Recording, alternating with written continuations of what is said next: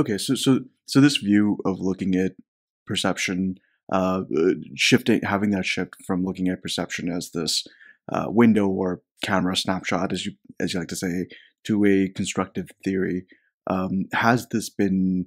Do you think this is more and more mainstream now? Do you think this is more and more accepted now, or there's still challenges to this? I would say this, that no one has disproven the theorem. So we have a theorem that's published, and we have simulations, and the only counters so far are some simulations of the kind I just said, where people say throw thousands of fitness payoffs, and in that case, effectively you ignore the fitness payoffs and you're to the truth. Um, so that's why we do have to publish a paper where we say, well, but that's not the only strategy that you would have in evolution for having thousands of fitness payoffs, is to effectively ignore them. Why don't you use them? I mean, that's what evolution theory is about, is using your fitness payoffs. Why don't you use them to create data structures that we call objects, and deal with this problem that way? So that's the strongest pushback that we have. No one has pushed back on the fitness payoffs. Almost surely don't have the information about the structure of the world. That's pretty devastating. And again, I should say, my own attitude is, I'm not doctrinaire about this. If someone can come up with a theory of evolution that's different, where there's a bias on the fitness payoffs such that they are biased somehow to have certain structures in the world, bring it on. I'd love to see it. But my attitude is also that the physicists independently have decided that space-time is doomed, that space-time is not fundamental, which is stunning, because physics until recently has been about what happens in space-time. That's what physics was. So some physicists have actually said, so it's not really clear what physics is about now, but it's pretty exciting. I mean, they're not scared or worried about it. The younger generation is boldly going beyond space-time and finding structures like the amplituhedron and decorated permutations and so forth. So they're space-time is doomed. Thank you very much, space-time, for everything that you gave us. And now it's time to move on and find new structures, which of course have to project down to space-time. So we're not throwing space-time away. We need to do our tests where we can, which is in the space-time data structure. That's where we can get our empirical data, in space-time. But the physicists themselves are saying space-time isn't fundamental. So when you get evolutionary theory saying our perception of space-time and objects is not veridical, it's just a headset, it's just a user interface that guides adaptive behavior, and then the physicists say, you know what? We took Einstein's theory of space-time that assumes space-time is fundamental, and that theory itself says space-time isn't fundamental.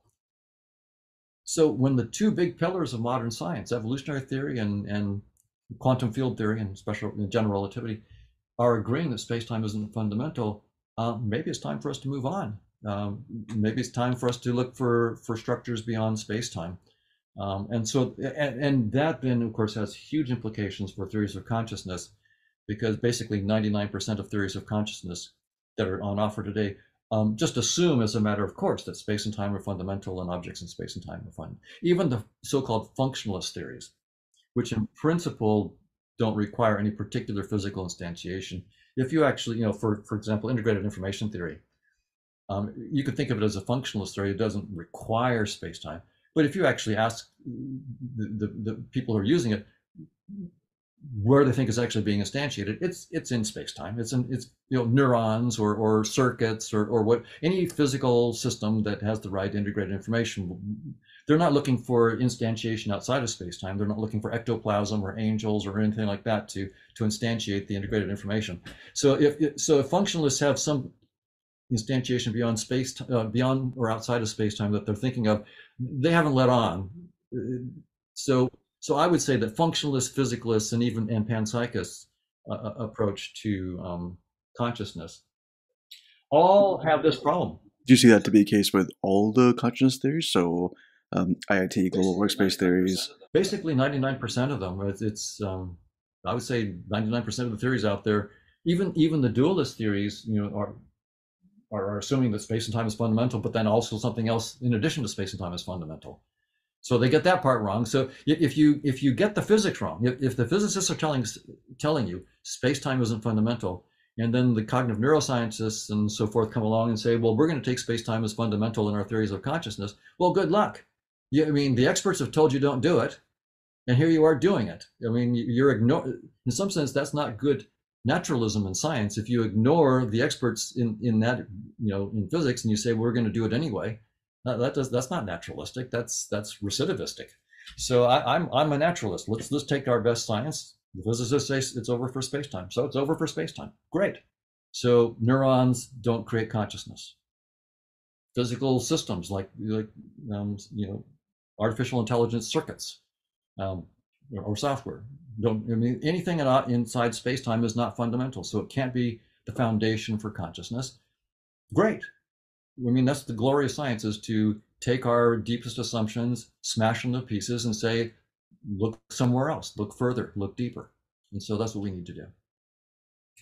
Right. So just to linger on this for a second for the audience, oftentimes when people talk about space-time not being fundamental, people kind of chalk that off to not being as important as it is here, in saying that, well, space-time is emerging out of some deeper structure. It might be anything, but it's still physical enough in that it all connects. But that's not what you're saying. What you're saying is more fundamental than that. It's that space-time is is part of this construction that we have, and unless we deal with that, we won't be ready to address what's real underneath.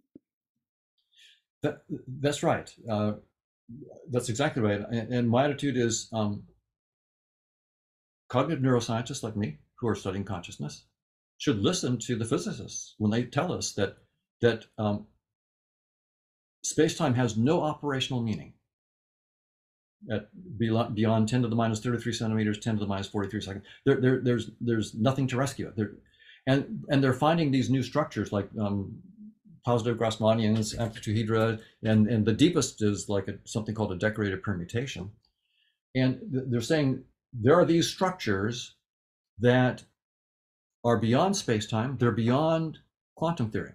So it's not like forget space-time, but well, let's stick with quantum theory, and build up space-time from quantum theory. No, they're saying there are no Hilbert spaces out here. We've found structures beyond Hilbert spaces, beyond quantum theory, like the amplituhedron.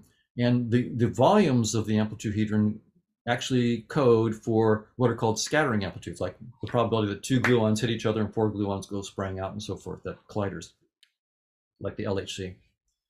So the volumes of these new structures code for the scattering amplitudes. The geometry of them, their facet structure, codes for properties of space-time like locality and unitarity and so forth. So you find these structures beyond space-time that project down to space-time. So space-time, so these structures are really complicated, high-dimensional structures. Sometimes they're polytope. The amplituhedron is not a polytope, but still, these high-dimensional structures. They project down to this little four-dimensional space-time. 3-dimensional space, 1 dimension of time.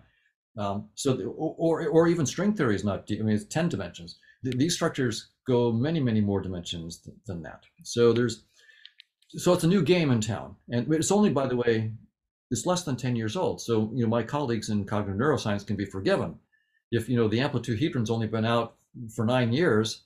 Well, so okay, so they can be forgiven for not having jumped on board for the latest hype. Many physicists aren't even aware of this stuff, so why should I be ragging on them for?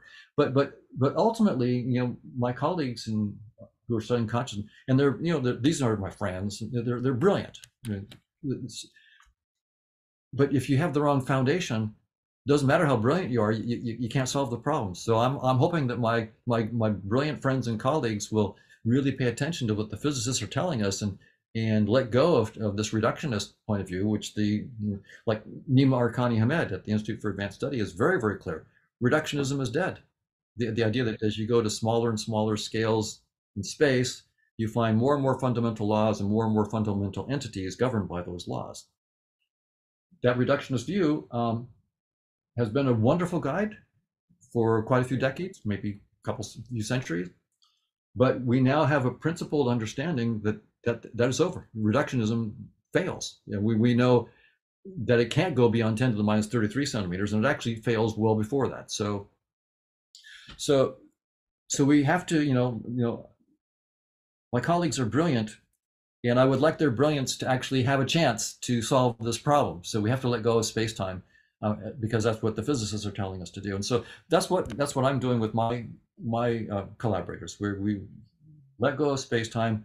We have a theory of consciousness outside of space-time, and we're using decorated permutations that the physicists say are the deepest structure they found as our connection to build up space-time. Right. And just to be clear, like reductionism may still be helpful in some situations, so long as you have a well-defined enough problem. I know you make the distinction between taking reality seriously versus taking it literally. Um, in that a reductionist approach lets you deal with a train that's coming at you, but it's not going to give you truths about the universe. I completely agree with you. I mean, reductionism, um, for example, reducing temperature to mean molecular kinetic energy in statistical thermodynamics. Wonderful. And there's no reason for us to, I mean, when we let go of space-time and so forth, we're still going to want to, that's a beautiful result, and we'll want to show it as a special case of a much deeper theory, and we'll want to understand why the appearance of reductionism worked in that particular case, but why, in some sense, it was lucky that it worked. And when we get to a deeper framework, we'll understand why reductionism is, in general, not uh, correct, because space-time itself is just a data structure. It's not the fundamental nature of reality, and it has, a limited scope. It's, by the way, it's a very shallow data structure. 10 to the minus 33 centimeters. If it was 10 to the minus 33 trillion centimeters, I'd be impressed. 10 to the minus 33, pretty shallow. I'm not impressed at all. So it's, and yet it's got a real grip on our imagination.